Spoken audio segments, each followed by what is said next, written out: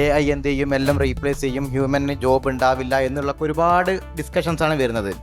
പക്ഷേ ഇത് നമ്മൾ കമ്പ്യൂട്ടർ വന്നപ്പോൾ എന്തുണ്ടായിരുന്നു, ഇതേപോലെ തന്നെ ഒരുപാട്, എനിക്ക് തോന്നുന്നു 1980 കേരളത്തിലെ എല്ലാ ബാങ്കും അടച്ചിട്ട് സമരം നടത്തുന്നത് ഞങ്ങളെ ബാങ്കിൽ കമ്പ്യൂട്ടർ കയറ്റാൻ അനുവദിക്കില്ല എന്നുള്ളത്. ഇന്ന് അതിന് ശേഷം ഒരു 10-15 കൊല്ലം കഴിഞ്ഞപ്പോൾ ഞങ്ങളെ ബാങ്കുകൾ പൂർണ്ണമായി കമ്പ്യൂട്ടർ വൽക്കരിച്ചു എന്ന് പറഞ്ഞാൽ പരസ്യം ചെയ്ത ബാങ്കുകൾ. ഇതേപോലെ തന്നെയുള്ള ടെക്നോളജി മാത്രമാണ് AI. ഇതിനൊരു ഓവർ ഹൈപ്പായിട്ടാണ് നമുക്ക് ഇത്രയൊക്കെ തോന്നുന്നത്. അപ്പം ഇത് എനിക്ക് തോന്നുന്നത് ടെക്നോളജി എല്ലാവരും അഡോപ്റ്റ് ചെയ്യുന്നുണ്ട്. ഇതേപോലെ AIയും ഇപ്പം എല്ലാവരും ഒരു തരത്തിൽ അല്ലെങ്കിൽ മറ്റൊരു തരത്തിൽ എന്ത് ചെയ്യുന്നുണ്ട്, നമ്മൾ ഉപയോഗിക്കുന്നുണ്ട് എന്ന് മാത്രം.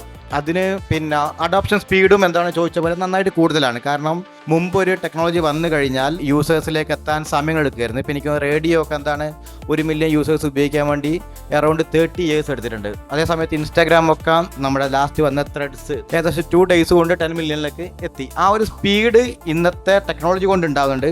അതിൻ്റെ സ്പീഡ് തന്നെയാണ് AI വരുന്നത്. AI ഒരിക്കലും എന്ത് ചെയ്യാൻ പറ്റില്ല, പോകുന്നില്ല, ഒരു കംപ്ലീറ്റ് ഒരു ഹ്യൂമനെ റീപ്ലേസ് ചെയ്യാനോ അല്ലെങ്കിൽ ജോബ് പോകാനൊന്നും പോകുന്നില്ല.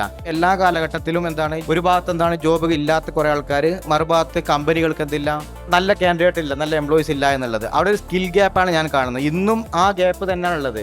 അപ്പോൾ AI പ്രോപ്പറായിട്ട് ഉപയോഗിക്കുന്ന ഒരാളെ സംബന്ധിച്ചതായിരിക്കും നല്ല ഓപ്പർച്യൂണിറ്റിയാണ് കൂടാൻ വേണ്ടി പോകുന്നത്. AI നല്ല ഏത് ടെക്നോളജി ആണെങ്കിലും അത് ഉപയോഗിക്കുന്ന ഒരാളെ സംബന്ധിച്ച് എന്താണ് നന്നായിട്ട് ഓപ്പർച്യൂണിറ്റി കൂടെ ഉണ്ടാവുള്ളൂ എന്നാണ് എനിക്ക് തോന്നുന്നത്. Thinkoversity, Financial Abundance Ecosystem.